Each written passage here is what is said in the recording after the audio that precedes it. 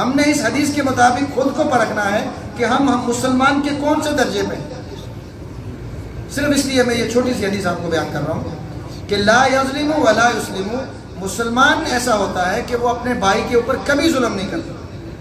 ولا یسلم، اور اپنے بھائی کی مدد کرنا کبھی نہیں چھوڑتا۔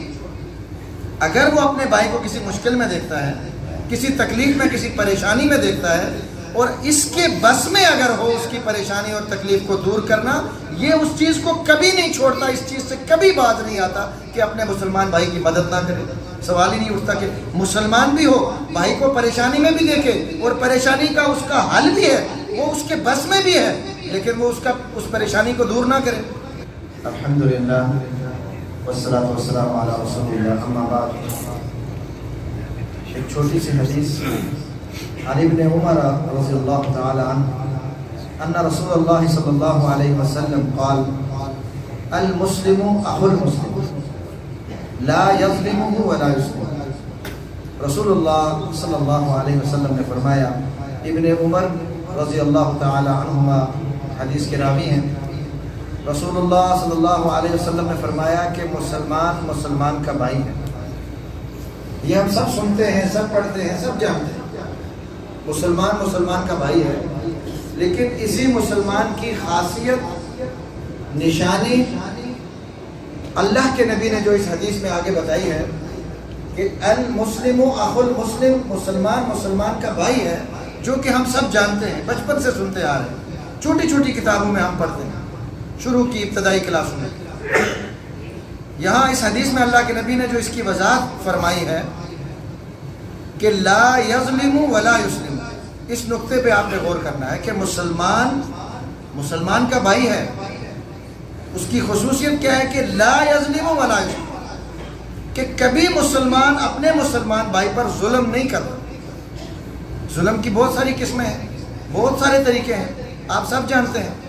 کسی بھی چیز سے اگر آپ کے مسلمان بھائی کے دل میں تکلیف ہو رہی ہے تو آپ نے اس کے اوپر اس کے ساتھ ظلم کیا، آپ نے زیادتی کی ہے، وہ کوئی بھی طریقہ، کوئی بھی صورت ہو سکتی ہے۔ ہم نے اس حدیث کے مطابق خود کو پرکھنا ہے کہ ہم مسلمان کے کون سے درجے پہ ہیں۔ صرف اس لیے میں یہ چھوٹی سی حدیث آپ کو بیان کر رہا ہوں کہ لا یظلم ولا یسلم، مسلمان ایسا ہوتا ہے کہ وہ اپنے بھائی کے اوپر کبھی ظلم نہیں کرتا، ولا یسلم، اور اپنے بھائی کی مدد کرنا کبھی نہیں چھوڑتا۔ اگر وہ اپنے بھائی کو کسی مشکل میں دیکھتا ہے، کسی تکلیف میں، کسی پریشانی میں دیکھتا ہے، اور اس کے بس میں اگر ہو اس کی پریشانی اور تکلیف کو دور کرنا، یہ اس چیز کو کبھی نہیں چھوڑتا، اس چیز سے کبھی باز نہیں آتا کہ اپنے مسلمان بھائی کی مدد نہ کرے۔ سوال ہی نہیں اٹھتا کہ مسلمان بھی ہو، بھائی کو پریشانی میں بھی دیکھے، اور پریشانی کا اس کا حل بھی ہے، وہ اس کے بس میں بھی ہے، لیکن وہ اس پریشانی کو دور نہ کرے۔ سمجھ آئی آپ کو؟ تیسری بات، من کان فی حاجت اخیہ کان اللہ فی حاجت۔ رسول اللہ صلی اللہ علیہ وسلم نے آگے فرمایا کہ مسلمان بھائی جب بھی اپنے کسی مسلمان بھائی کی مدد میں لگا رہتا ہے، اس کی حاجت کو پوری کرنے میں لگا رہتا ہے، اللہ تعالیٰ اس کی حاجت کو پوری کرتا ہے۔ آگے سننے سے پہلے صرف یہ ایک چیز آپ نوٹ کر لیں، ہم صبح سے شام تک ہمارے سینکڑوں ہزاروں مسائل ہیں،